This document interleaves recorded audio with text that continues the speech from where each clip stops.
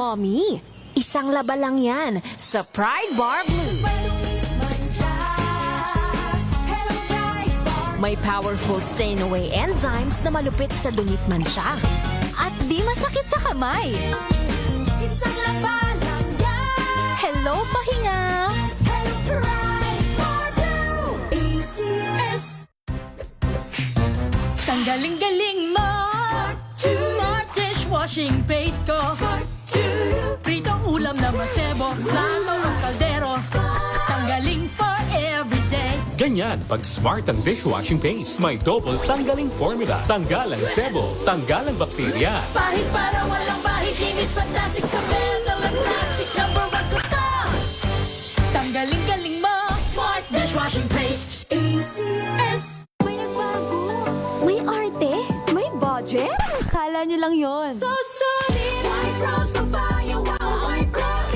White rose papaya. Wow, white rose. White rose papaya. May glow up with a white rose papaya. White Rose Papaya. May puti power times 2 kasi may papaya at niacinamide. May shea butter and tea tree oil pa. Kutis sulit ang glow up. Glow up with a white rose papaya. White Rose Papaya. Kutis sulit ang glow up. ACS. Tinesting, sinuri, siniyasan. Ang resulta? Super effective ang Shield sa pagpatay ng bakterya at virus. Shield Antibacterial Soap. Believe ang mga eksperto sa Philippine Nurses Association. At si Mami, Tiwala ako sa Shield. Shield Antibacterial Soap. Napatunayang mabisa. Ang mga nurse, tiwala. ACS. Halina't gumising sa isang masaganang Pinas, kung saan may bayanihan, kasama ang mga nagtataguyod sa ating agrikultura. Kasama ka rin dito, ikaw mismo. Dahil sa masaganang Pinas, lahat tayo may benepisyo. Tuwing Sabado, alas 10:30 ng umaga.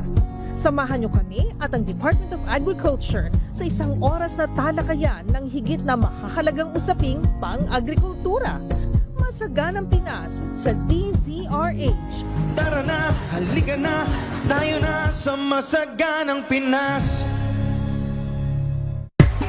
Galalala Falcon. Galalala Falcon.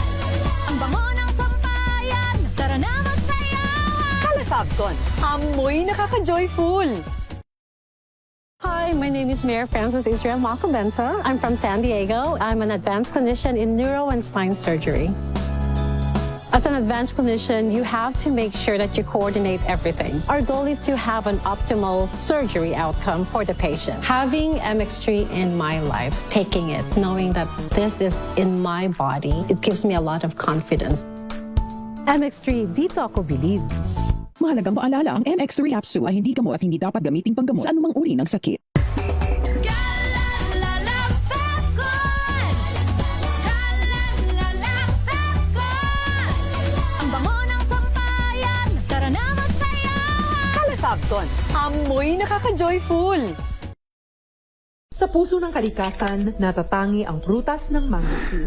Ito ay nagtataglay ng antioxidant compounds na alpha, beta at gamma mangosteen.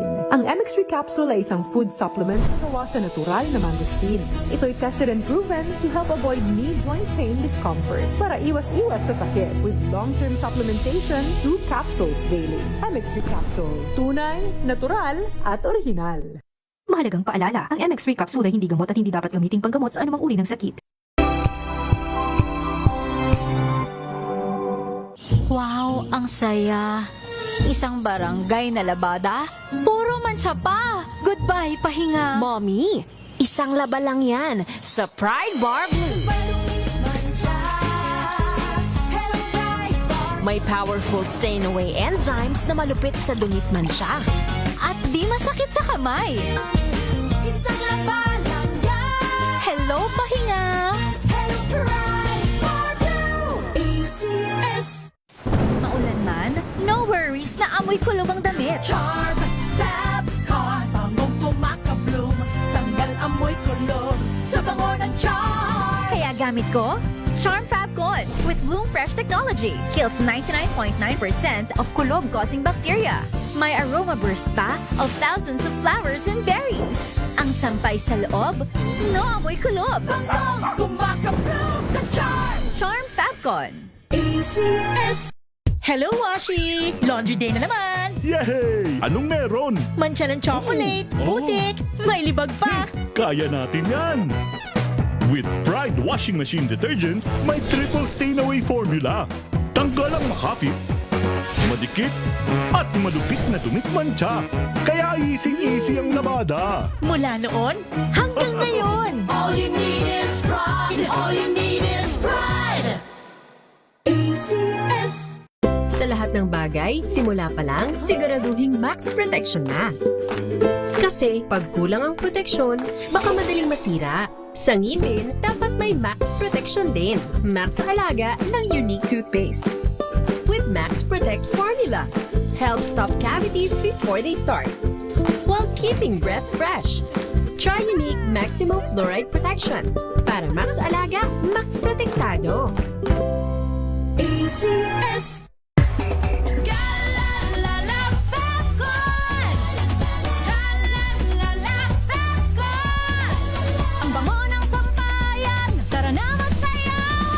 Fabcon, amoy nakaka-joyful. 8 minuto makalipas ang alas 10 ng umaga. Sit back, relax, at makipagkulitan sa inyong favorite besties tuwing Sunday morning. Samot-saring usapan, anything from A to Z. Sagot na yan ng Diyosa ng Bayan. Diyosa Cruzat at ng nag-iisa hiyas ng radyo, Wina Pearl Hesoro sa Huntahan. Huntahan.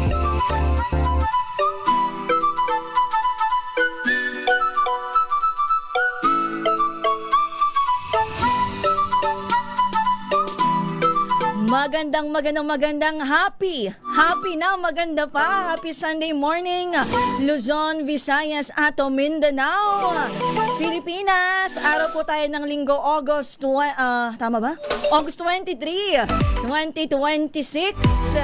Samahan niyo po sa isa na namang episode ng inyong favorite Sunday morning habit, kung saan kwentuhan lang tayong lahat. Ako po si Beshi Josa Cruzat. At ito naman po si Wina Pearl Hesoro. Para sa DZRH, una sa Pilipinas, una sa Pilipino.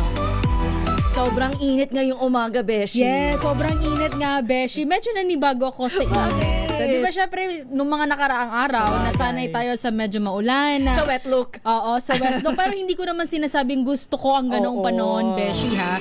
Yung binabanggit ko nga lang, syempre, nasanay tayo na maulan, mapresko, malamig. Tapos biglang biglang ipaparanas na naman sa atin tong sobrang init.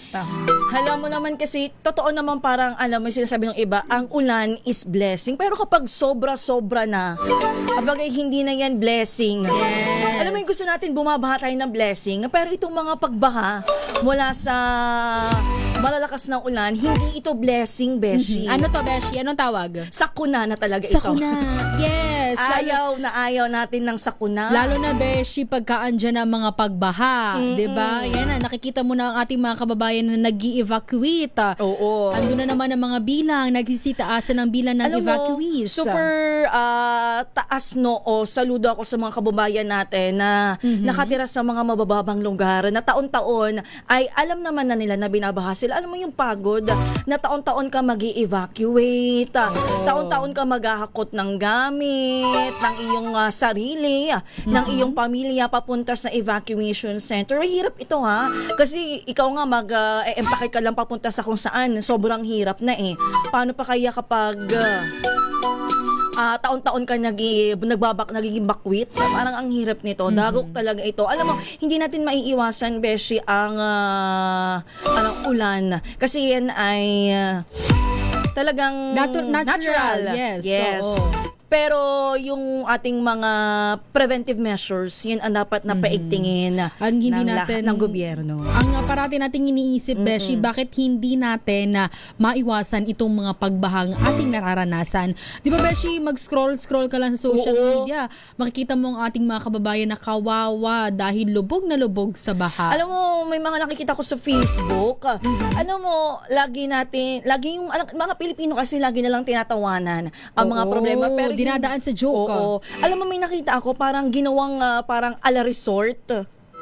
Yung sa Pampanga ba yan, Beshi? Kung di ako Hindi ko nagkakamali. alam kung saang eksaktong lugar, pero ginawa nilang parang ala resort. Pero kung ako yung namumuno sa lugar na yun, ang laking insulto yun.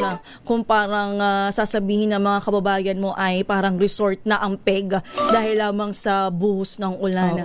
At ang daming mga batang lumalangoy. At yan nata, Beshi, yung sinita ng mga otoridad. Kasi nga, kinansila ang bahay tuloy. Kinansila ang pasok para nga maging safe ang mga bata, ang mga estudyante. Tapos andun sila. Ginawang resort. Ginawang resort. Ayun. Hay nako, hay buhay. Alam mo, nung mga bata pa tayo, kabataan natin talaga na mga naliligot. Kabataan pa rin naman tayo ngayon. Oo, ngayon. Pero hindi ko na kasi hindi na kasi natin ginagawa itong sasabihin ko. Yeah, sabagay, ang lumigo sabagay. sa ulan. Aha. Pero hindi tayo nagtampisaw sa baha. Kasi napaka-unhealthy, unsanitary nito. Ang dami nating pwedeng makuhang sakit. Kaya siguro, alam mo yung mga bata kasi hindi, sa sobrang hirap ng buhay, hindi na nakakapag-resort. Kaya makakita lamang sila ng baha, talagang magtatampisaw na sila, di ba? Tsaka, Beshi, bata yan eh. Ang enjoyment andyan talaga. Gusto nilang mag-explore. Gusto talaga nilang gawin kung ano mga pumapasok sa utak nila eh. Nananalo ba yung kanilang intrusive thoughts? Yes. Pero dapat naman sa ating mga magulangin ay bantayan. Kasi kalakip nitong mga pagbaha, pag-ulan ay ang mga sakit. Nandiyan ang dengue, ang leptospirosis. Lalo na ngayon ang leptospirosis, Beshi, sabi daw tumataas ang bilang ng kaso. Alam mo yung mga ganitong panahon talaga ay alam naman natin, alam na this, kung baga. Yes. Kung saan patungo. Ang mga umuultaw na problema, which is, alam na natin lahat, pero bakit parang ganun pa rin, taon-taon pa rin nangyayari. Pero malala ito, Beshi Alam mo yung parang ngayon lang ata uminit sa buong buwan ng Agosto. Oo nga Beshi, nabigla din ako na biglang, mainit na. Parang nung nakaraang araw. Pero Beshi, ano lang to? Monsoon break. Sabi daw kasi ng langit, bigyan ko naman sila ng pagkakataon na makapaglaba kasi madami nang umiiyak, umaaray na hindi makapagpatuyo ng kanilang labada. Ang pangit kaya ng tuyo na pilit na nasa loob. Kulob ang amoy. Baho nun. Kaya naman, sana nakapaglaba na kayo kahapon na para tutuyuin na lang ngayon kasi ang forecast ng Pag-asa is magiging maulan talaga ngayong parating na week. Kita mo naman, Beshi, 3 bagyo. Pero nasa labas pa to ng Nasa labas ng par. Ang masaklap dito, nagpapalakas kasi sila ng habagat. Yung habagat, grabe talaga magpaulan sa atin. Grabe talaga yun kung kayo ay sobrang naririnig ninyo. Alam mo yung patak ng ulan na may kasamang mga hangin. Talagang sumisipol, galit na galit, gustong manakit. Parang pag mga ganun, mapapakape-kape ka lang. Buti ko nga, mariresolba ng kape lamang. True. At saka paisip ka, hanggang kailan kaya to? Kailan kaya to titila? Yung mga ganong bagay, Beshi. Alam mo kasi kapag pagkatapos ng summer, syempre, tag-ulan na, alam naman natin, expected naman nating lahat na may mga pag-ulan, pero hindi yung ganito parang rainy season now on its 3rd week. Para naging sinihan Now showing. Bukas ulit pa, now showing. Kaya naman, dito sa ating programa, Beshi, tayo ay lagi nagpapaalala na maging alerto.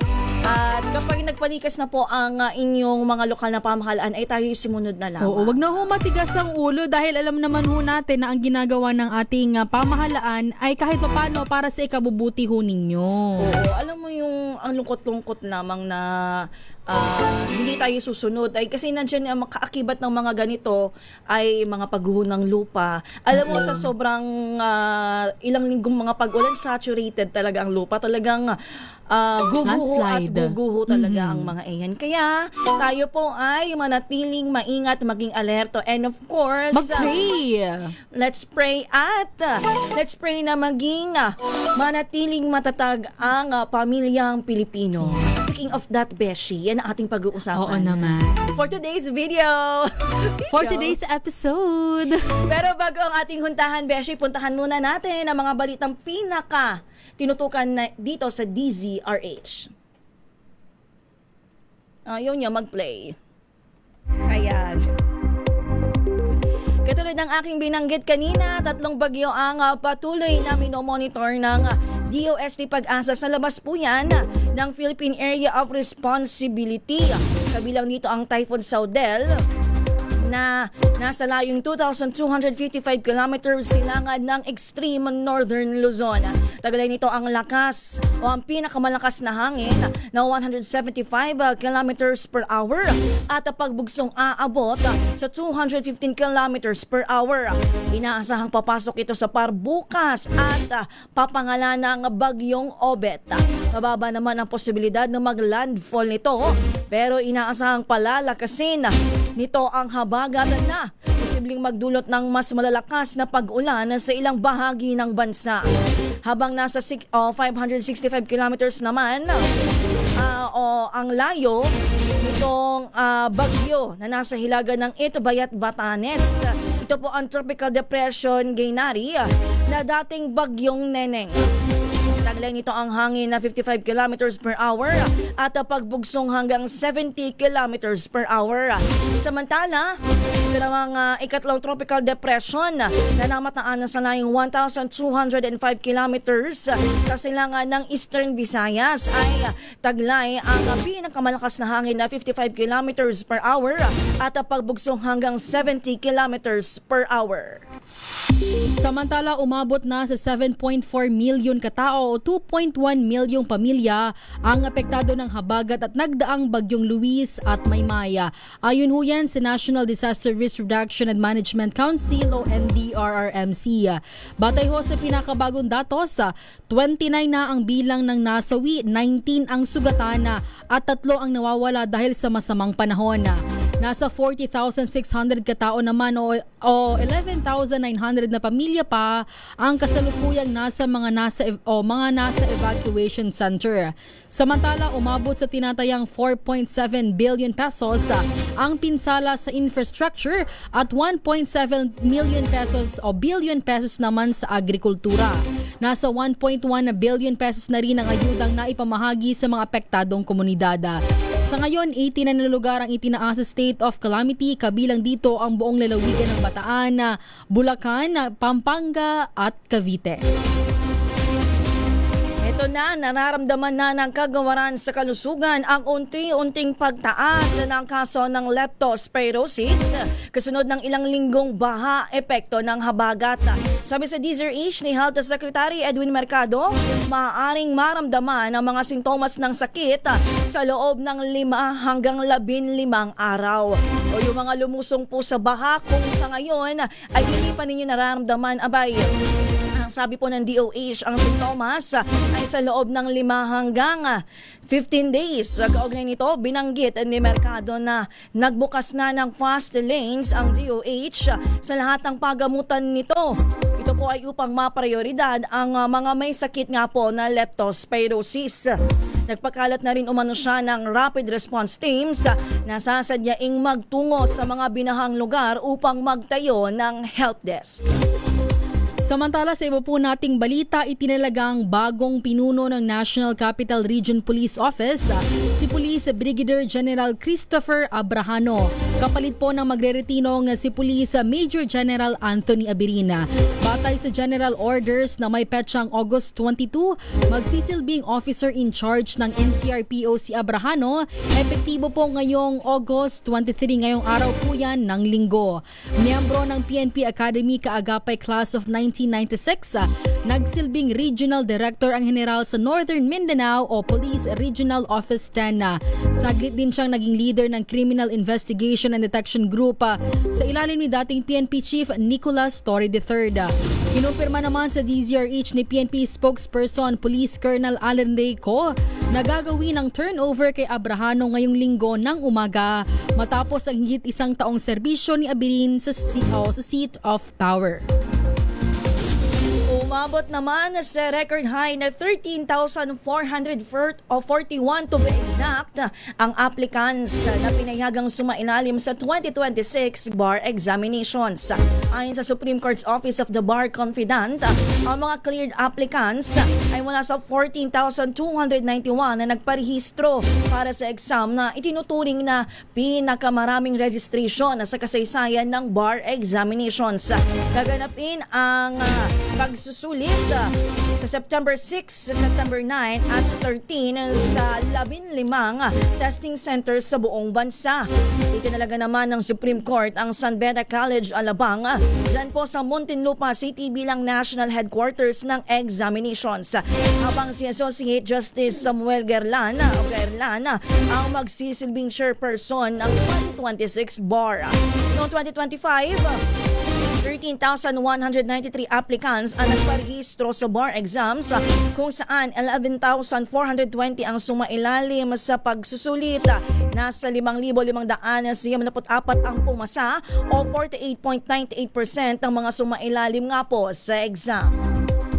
Samantala, abiso po sa ating mga motorista dahil asahan na pong sisipa muli ang presyo ng produktong petrolyo ngayong linggo. Batay po sa 4 na araw na trading sa pandaigdigang merkado, tinatayang tataas ng 2 pesos and 23 centavos ang kada litro ng diesel. Maaari namang tumaas ng 1 peso and 51 centavos sa kada litro ng kerosina habang 1 peso and 4 centavos sa kada litro ng gasolina. Ang muling pagsipa ng oil prices ang bunsod na nagpapatuloy pa ring tensyon sa gitnang silangan. At yan na po ang kabuuan ng ating pagtutok sa mga balita dito pa rin po sa DZRH. Sa ating pagbabalik, pagkwentuhan natin, pag-usapan natin kung paano nga ba manatiling matatag ang pamilyang Pilipino sa kabila nga po nitong mga napag-usapan namin ni Beshi kanina. Itong mga natural disaster na supernatural na napakalakas. Lawan niya, it's 4th week na. 4th week na. Hay nako, sa kabila po ng mga pagbaha, nitong epekto ng habagat, itong mga nakaraang buwan na hanggang ngayon, at sa tingin natin ay magiging epekto nga nitong mga sama ng panahon at ang mahal na bilihin. Kasi di ba kapag ganyan, yung mga magsasaka hindi nakakapag-ani ng maayos, nakakapagsaka. So yung mga fresh produce natin, mahal. Tsaka yung mga Beshi, yung mga pananim natin, mga gulay, prutas, nasisira. Ang yung tendency niyan, tataas ang kilo, di ba? Yan, ang mga yan pag-uusapan natin at ang dagok ng pamilyang Pilipino regarding those. Uy, Beshi, pero po sa mga kababayan natin dyan, pwede po kayo mag-text sa aming pong text line. Meron nga pala kaming text line. Yes, nakakalimutan na natin, Beshi. Ang aming pong text line na 0919-2826-485. Ulitin ko lang po, 0919-2826-485. Pwede po kayo mag-message dyan. Kamusta po kayo ngayong araw ng linggo? And of course, sa mga laging sumasama sa atin sa YouTube, feel free to comment sa aming YouTube via DZRH News Television. Gayon din sa aming Facebook Live via DZRH News. Lahat ng yan sa ating pagbabalik dito pa rin sa Huntahan, Pilipinas, ang ating oras, 10:25. Ang oras na yan. God has helped us really develop that attitude of gratitude because we have so much to be thankful for. Being here in Canada. So we are here with MX3. I get to be so active in sports, but also doing this line of work. even when we travel, when we bring MX3 with us, it's really helping us a lot. It's a must-have. Yeah. We never leave home without it. MX3 is our supplement of choice. Dito kami bilib. Mahalagang paalala, ang MX3 capsule ay hindi gamot at hindi dapat gamiting panggamot sa anumang uri ng sakit.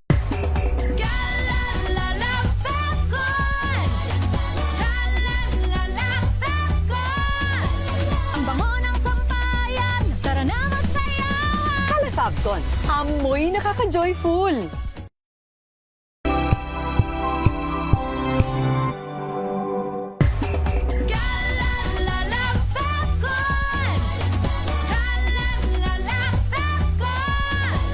Ang bango ng sampayan, tara na magsayawan. Calafabcon, amoy nakaka-joyful.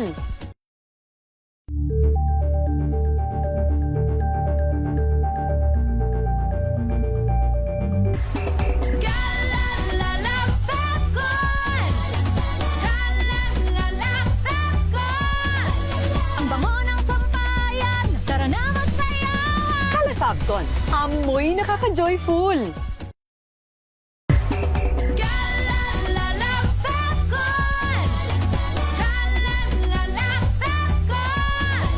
Ang bango ng sampayan, tara na magsayawan. Calafabcon, amoy nakaka-joyful.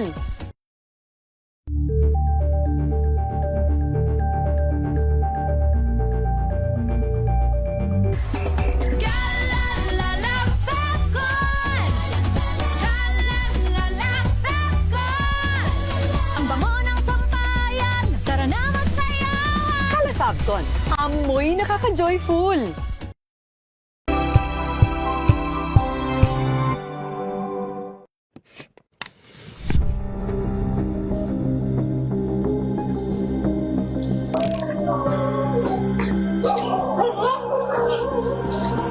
Hindi nakakaawa yung mga delivery rider o yung mga rider na ibig sabihin yan yung last resort nila na nagmamakaawa sila na kung meron pa nga nakalagay, pera na lang kunin nyo, motor na lang kunin nyo, wag lang yung buhay ko. Ayaw natin na nagte-trending. No? Nagte-trending kung hindi, ayaw natin may nadidisgrasya. Pero dahil nga to trending, ito ay magkakos ng shame ng pagkahiya doon sa kumpanya. Bakit mo dinidecline? Ikaw, complain kita. Pag kinumplain ka, 2 araw na suspension yung pinakamaikli nun.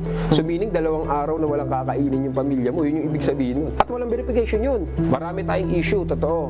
Pero ito ay blanket to eh. Ang daming provision nito na magbibigay sa amin ng mas maayos sa sistema ng hanap buhay. So yung ILO Convention na ito.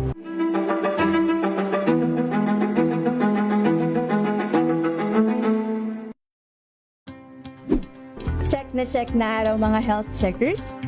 Pilipinas, Metro and Mega Manila, it's a midweek Wednesday. Malusog na gabi po, Luzon, Visayas, Mindanao. Magandang evening, Luzon, Visayas at kayong salamat sa inyong pagpaminaw, pagtanaw. Maagang balitaan, maagang usapan sa mga issue at balita. Kasama si Kuya Angelo Palmones sa Magandang Umaga Pilipinas. Mula Lunes hanggang Biyernes.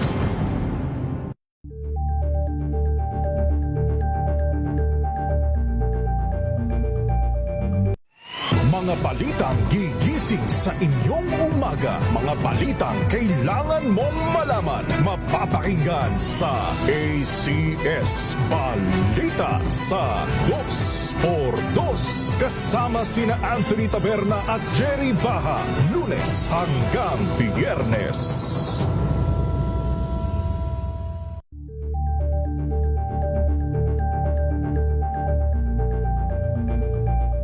Tambalang Anthony Taberna at Jerry Baha ang gigising sa inyong umaga dahil lalatay ang humahagupit na diskusyon at komentaryo. Lunes hanggang Biyernes sa 2x2.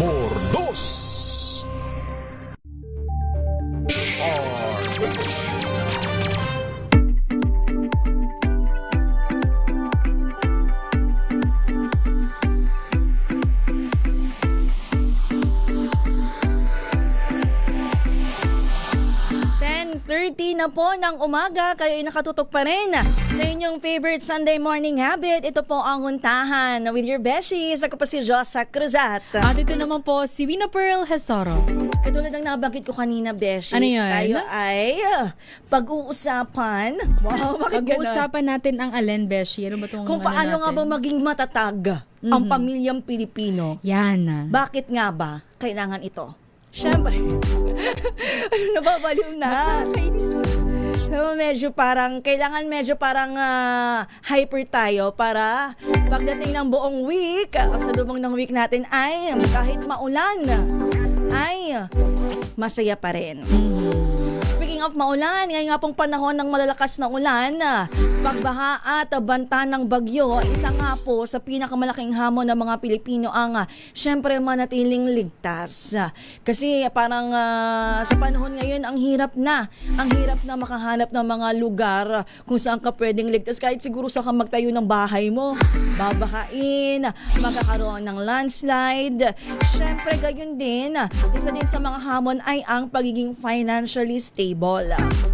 Kasi lalo po kapag nagiging mahirap ito dahil nga kasabay ng mga sakuna ay ang patuloy na pagtaas ng gastusin. Nandyan po ang ating basic commodities, kuryente, pamasahe at iba pang pangunahing pangangailangan.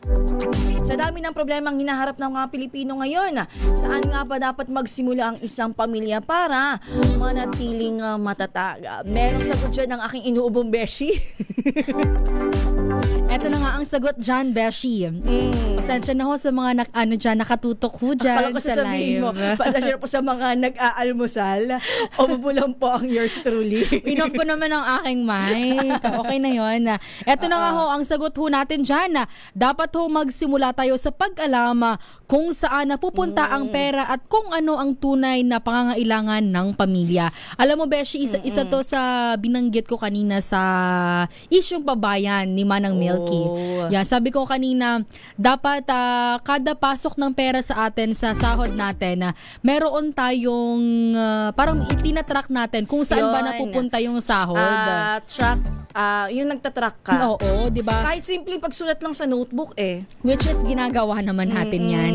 Yan ho, napaka-importante ho yan para nga hindi tayo nagtatanong, bakit ganito na lang yung pera ko? Napunta saan yung pera ko? Ganon. Mahalaga ang simpleng budgeting.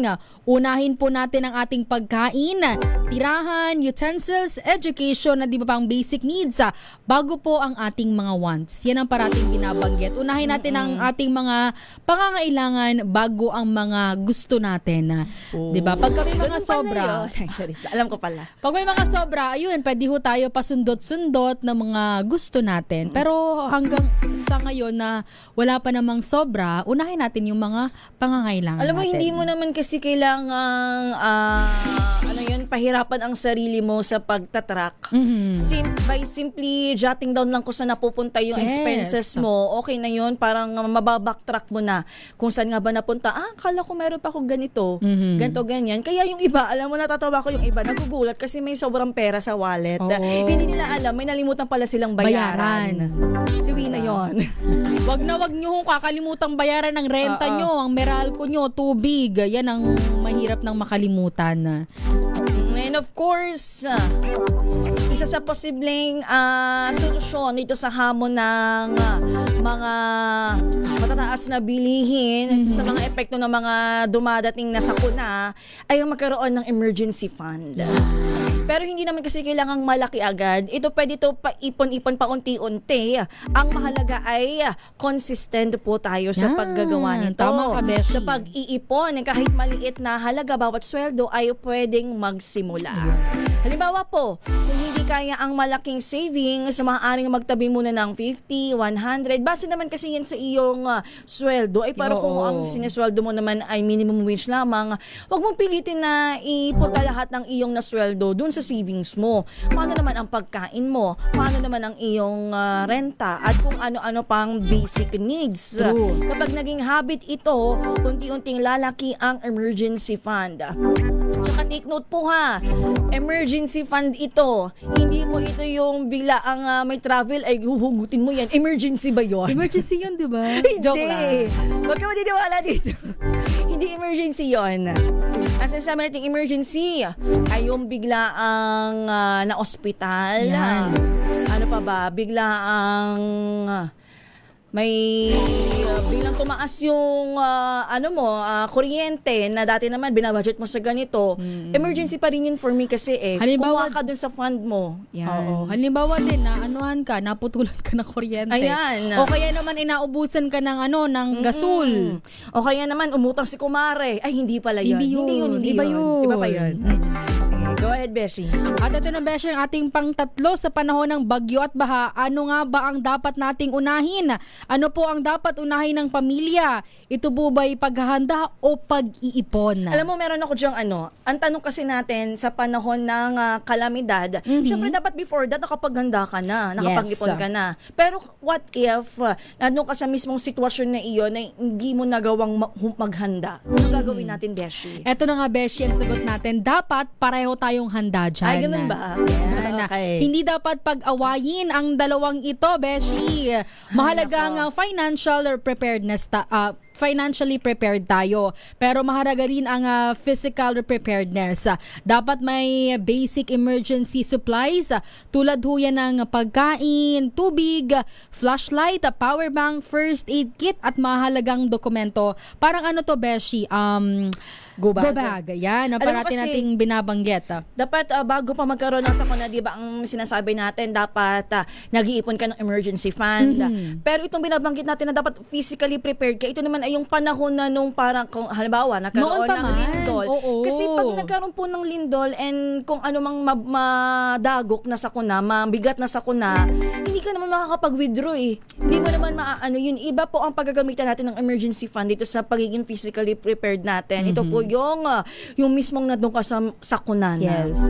Ang namang nagkalindol na. May mga instances kasi and I'm sure mangyayari ito na hindi available ang mga bangko, ang ATM.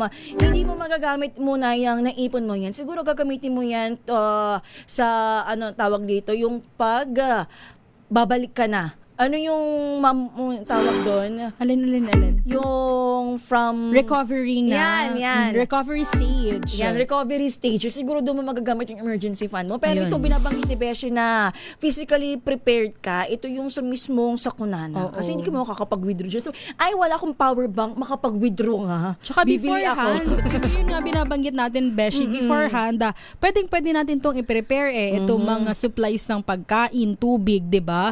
Pwede natin yung paghandaan yung tinatawag nga nating go bag. Ayan. Kapag may bagyo at nawala ng kita ang isang pamilya, ano ang dapat unahing bayaran? Ano nga ba talaga, Beshi? Alam mo, itong tanong na to hindi lang kapag may bagyo. Siguro naranasan ng mga kababayan natin to nung pandemic. Alam mo, napakalaking dagok nung pandemic. Ang daming nawala ng trabaho. Mahirap mag-budget kung wala kang pera, ha? Paano ka makakapag-budget kung wala kang pera? Tsaka sobrang hirap din mag-budget, Beshi, lalo na kung kulang ang kita. Pero syempre, gamitin natin sa tama ang ating hawak na pera. Unahin ang basic needs at mga gastusing may direct effect sa kaligtasan at yung pang-araw-araw na pamumuhay natin. Ano ba yung ibig sabihin natin dyan? Andyan ang pagkain, tubig, gamot, kuryente, tirahan at of course transportation kapag kinakailangan. Kung hindi kayang bayaran lahat, kailangan tingnan kung alin ang maaring ipagpaliban at alin ang may malaking penalty o consequence kapag hindi na bayaran. Of course, pinaka-importante dito pagkain and tubig. Yes. Kasi alam mo, kahit wala Basic kang kuryente, basta may tubig ka, mabubuhay ka. Pero naiintindihan naman natin na yung ibang mga pangailangan natin kailangan ng kuryente. Pero noon kasi alam mo yung mga kwento ng mga magulang natin, kami noon. Wala naman kaming kuryente, ganito lang. Ibang-iba talaga noon kaysa ngayon. Ay, mga ganyan. Siguro yung mga ganyang throwback, tumatagal na mga 2 oras na kwentuhan. Hindi 2 oras, Beshi. Feeling ko isang hapon yan. Tapos alam mo, yung ikikwento yan ng magulang mo sa'yo kapag brown out. O kaya umuulan-ulan. Ay, tapos nakapaikot kayo kasi pinagsasaluhan ninyo yung inyong noodles na niluto. Tapos may kandila. Paano niluto kung kakandila lang? Hay naka. Sa uling kasi. Eto na, Beshi, ang susunod nating tanong. Paano ho ba tayo makakatipid sa pagkain kung patuloy ang pagtaas ng presyo? Paano nga ba? isa na ho dyan ang pwede natin gawin. Ito pong meal plan na atin pong tinatawag. At lalong-lalo na para sa mga mahilig mag-grocery, dapat meron tayong grocery list bago tayo mamili. Kasi ngayon, di ba Beshi, may mga kababayan tayo or kahit ako, feeling ko guilty ako dito Ako Hindi ka guilty. Hindi ako nagpupunta ng grocery nang wala akong listahan. Feeling ko naman, Beshi, meron akong listahan sa utak ko lang. Hindi yung listahan. Memorize ko lang. Parang may mga time kasi na makikita mo yung isang bagay, para kang minamagnet, Beshi. Kunin mo ko, bilhin mo ko. Ipangtapal mo dyan sa magnet na yung listahan mo. Kaya kailangan may listahan ka talaga. Dapat stick tayo sa plan na kung ano lang ba talaga ang bibilhin natin. Iwasan ho natin ang pagbili ng mga bagay na hindi naman nating kailangan. Ayan. Maaari rin pong ikumpara ang presyo sa iba't ibang tindahan at piliin ang mas sulit na produkto. Alam mo, ginagawa ko to, Beshi. Parang nagka-canvas muna ako. Saan kaya ang mas mura? Parang dito, mas mura dito ng ganitong cents lang. Kahit cents lang, diba? Beshi. Malaking factor yung kahit mababang sentimos lang. Naku, malaking malaking tipid na yan para sa atin. Pero sabi po dito, mahalagang tandaan na hindi ibig sabihin na ng pinakamura ay laging pinakamaganda. Kalidad. Yan. Natingnan pa rin ho natin ang kalidad at dami nito. Uy, may nabanggit ka na isang solution natin dyan, yung meal planning. Alam mo, ang daming kong nababasa na parang ayaw nila nito kasi parang ang hirap niya gawin and in the end, sobrang gastos niya. Oo nga talaga, Beshi. Pero nasa sayo naman kasi kung paano mo ipaplanin, baka naman yung planning mo ay sobrang social na pagkain. Baka mahal naman yung binibili mong ingredients. Na hindi mo naman kinakain before. Syempre yung meal planning mo, yung kinakain mo talaga. Sabi ay chicken lang yung binili mo, steak. Diba? Mga ganun-ganun. At saka itong meal planning, alam mo, kailangan dito is yung hindi maumahin sa ulam. Tiyaga, Beshi, kailangan din ng tiyaga dyan. Kasi alam mo, yung ibang meal planning na nakakatipid talaga kasi biruin mo, magluto ka ng dalawang potahe, adobo at isang gulay. Tapos, chapsuy. Ulam mo yan for nahalinhinan for the whole week. Kaya sinasabi ko, hindi ito para doon sa mga maumahin sa sa ulam. Ito yung para sa mga, okay lang ako isang linggo na gantong ulam. Kaya kung ikaw ay medyo parang pihikan sa ulam at gusto na talagang paiba-ibang menu araw-araw, ay hindi sa'yo ang meal planning. Totoo yan. Siguro more research pa. Kasi di naman, ako nakikita ko lang ito base sa mga napapanood kong reels. Alawin pa natin pag-uusapan and of course, mamasahin natin ang inyong comments. Sa ating pagbabalik po yan, huwag niyo po kaming iwan ang ating oras. 10:43.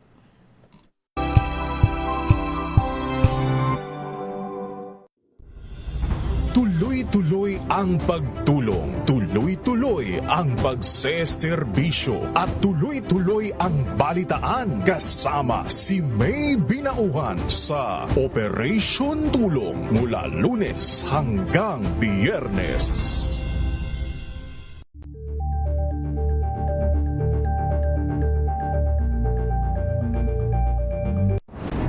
Kung good vibes ang hanap mo, dito ka na sa sigurado! Mula sa mga istoryang nagbibigay ng inspirasyon hanggang sa mga kwentong may dalang solusyon. Mga balitang pampagaan, pakiramdam at pampaganda ng araw. Hindi lang ba sa good news, kundi the better news. Mula Lunes hanggang Biyernes, 1:00 ng tanghali sa DZRH TV. Luzon, Visayas at Mindanao. Ang isang oras na balita at talakayan ngayong araw ng At ito linggo. ang programang Maynila, ito ang Pilipinas. Samahan po ninyo hanggang alas 9 ng umaga sa Isyong Pambayan. Giselle Rico po. Naman si Edniel Paruso. Maraming salamat and of course sa mga sumama sa atin. Luzon, Visayas at Mindanao, programang Ang Galing Mo Daw. Isang kwento, iba't ibang anggulo. Muli ako po, si Art. Ito ay bunsod ng naitalang 17 individual na ang kanilang naaresto. Ang Metro Manila Development Authority o MMDA, ang No Contact Apprehension Policy o NCAP sa Metro Manila. Sa ang ilang mga dokumento ay peke. Hindi rin legal ang employment na ipinangako sa kanila. Sa mata ng batas, mananagot ang sangkot at may sala. Dahil sa bawat paglabag, may karampatang parusa. Alawin ang mga pananagutan sa likod ng mga bawal dito sa Hoy Bawal yan tuwing Sabado, alas 11:30 ng umaga. Dito lang sa DZRH TV. Check na araw mga health checkers. Ang mabuting balita ng ating Panginoon. Kasama pa rin ang ating mga eksperto. Ito po ang inyong balerina ng bayan, si Lisa Macuhay Lizalde. Ito po ang Radyo Henyo sa DZRH. Una po ng isang magandang hapon. Nagsimula sa pangarap hanggang sa maabot ang tagumpay. Iba't ibang kwento, iba't ibang mukha ng atletang Pilipino. Mas pinatindi, mas pinalakas, at mas pinaaksyon sa Match Point tuwing Sabado, 12:30 ng tanghali sa DZRH TV. Check na araw mga health checkers. Pilipinas, Metro and Mega Manila, it's the midweek Wednesday. Malusog na gabi po, Luzon, Visayas, Mindanao. Magandang evening Luzon, Visayas at Kayong salamat sa inyong pagpaminaw, pagtanaw. We've got you covered. From the hottest hits, exclusive interviews,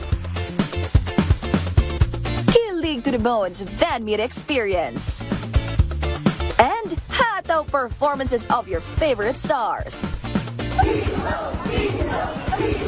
Saturdays, 12 noon, dito lang sa DZRH TV.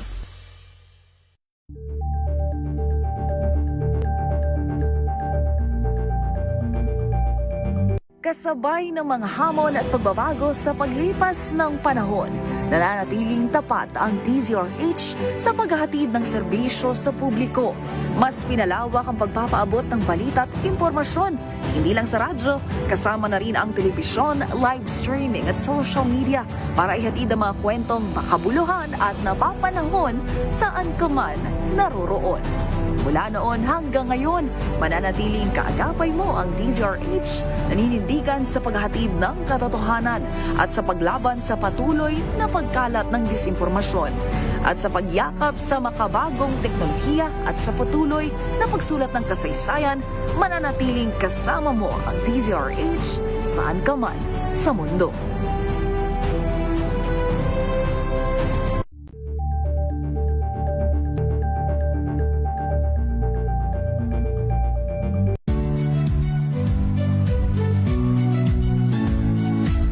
Magandang araw mga kaibigan. Ito po ang inyong balerina ng bayan, si Lisa Macuhay Lizalde, na nag-aanyaya sa inyong samahan kami at ang aming mga espesyal na panauhin para sa kalahating oras ng masayang kwentuhan sa aming programang Art to Art, kung saan ang usapang sining at kultura ay para sa lahat.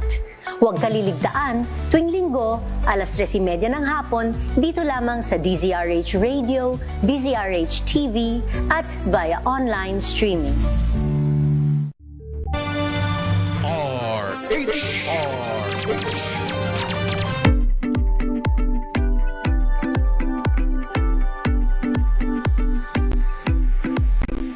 10:49 ng umaga. Basahin ko lang dito yung comment ni Ms. Teresita Atienza. Sabi niya, hindi ako bumibili ng gulay at prutas na mahal. Meron namang ibang fruits and veggies na mura. May panahon na mura ang ibang gulay at prutas, yun ang binibili ko. So, ang technique niya is to wait kung kailan na mas mura ang gulay at prutas at doon siya bumibili ng madami siguro for stocks. Hindi masyado gumagana, Beshi, itong monitor ko. Pero yun, magandang umaga kay Sir Melvin Letrodo, Ma'am Teresita Atienza, Dudo Prayboy. Magandang umaga. Hanggang doon lang inabot ng aking monitor, Beshi. Sorry na. Sa gitna ng mahal na bilihin, dapat ba talaga magbawas ng lahat ng luho? Oo. Hindi naman lahat. Yes, 100%. Charis. Pero kung sobrang mahal ng mga luho mo is...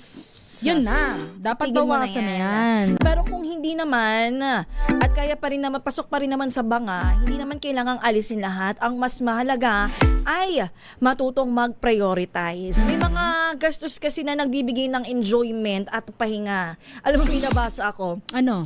Hindi ito para i-justify yung pagkakape ko, ha. Pero kalagay, kung nakakapagpasaya, nakakapagpagaan ng araw mo ang 150 pesos na iced coffee, bilhin mo na yan. Sabi ka na. Bakit mo naman kasi makakababain yung sarili mo kaya ka nagtatrabaho, di ba? Ano? Basta meron kang nasa-save, yun na yun.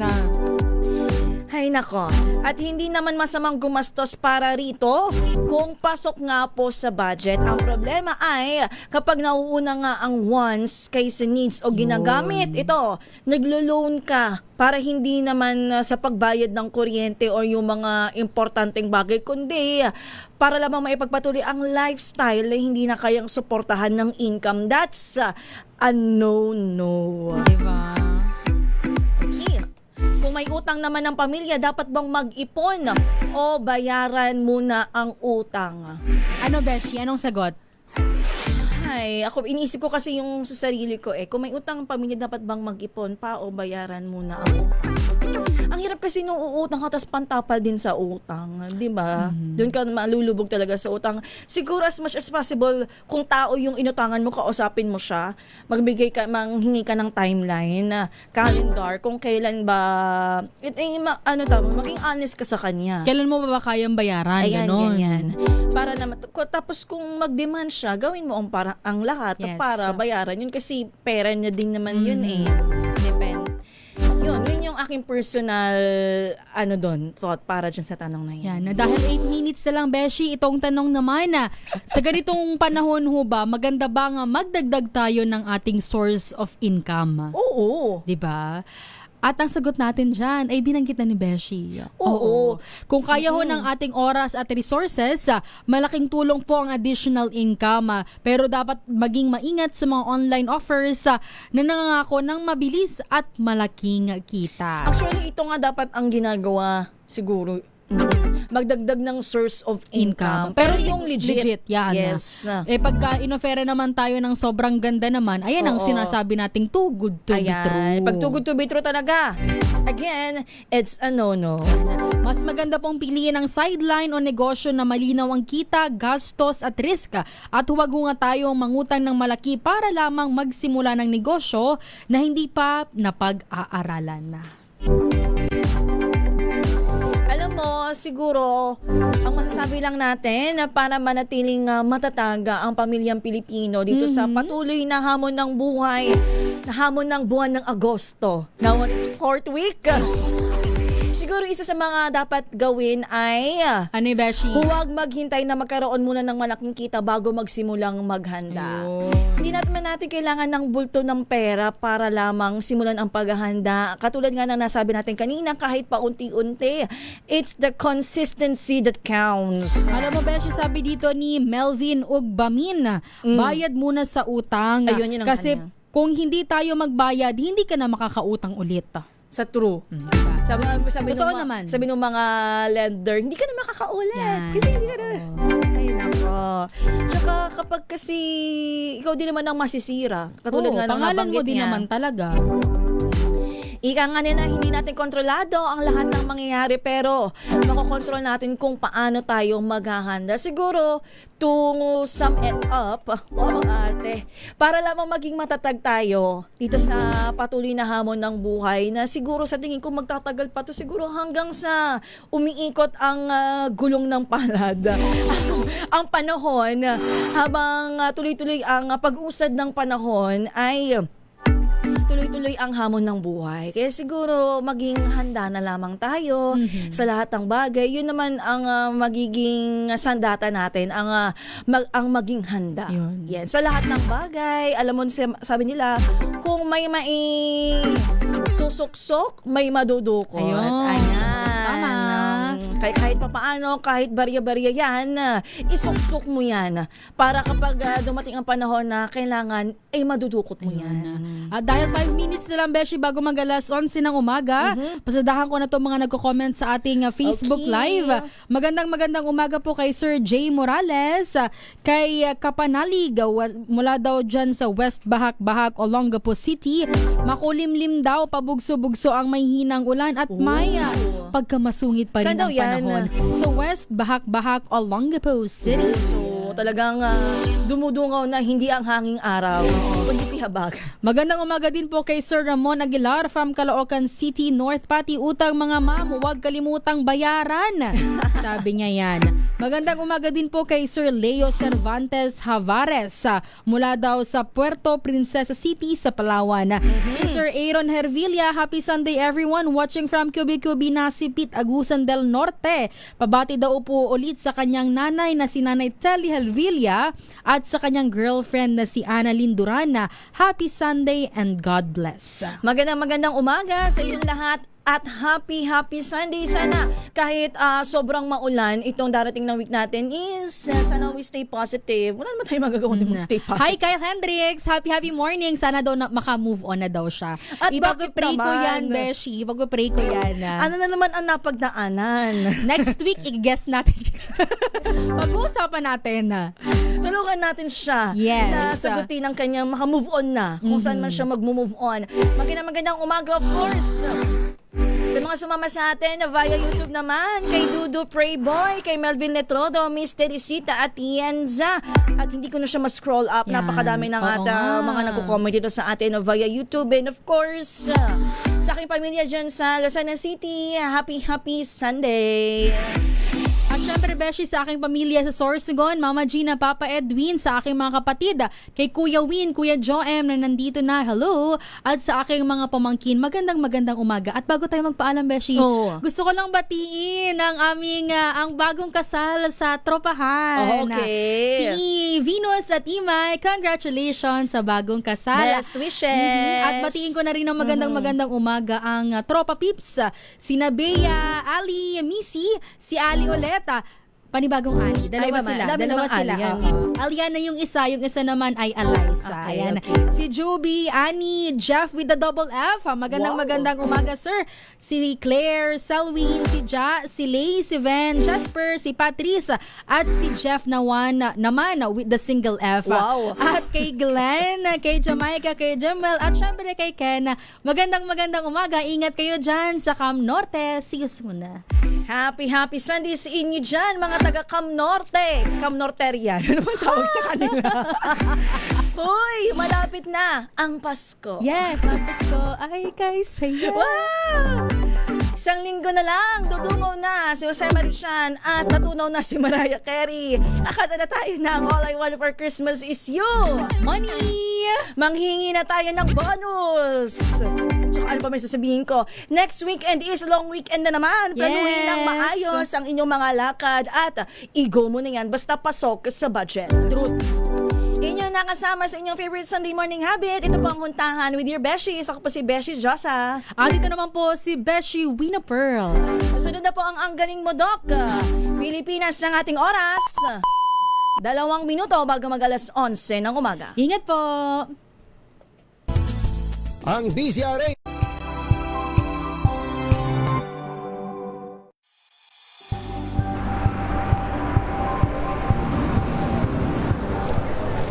Pa rin ang ating mga eksperto. Dito lang sa Expert Opinion. Ito ang The Better News. TNVS. Trending and Isang kwento, iba't ibang anggulo. Dito sa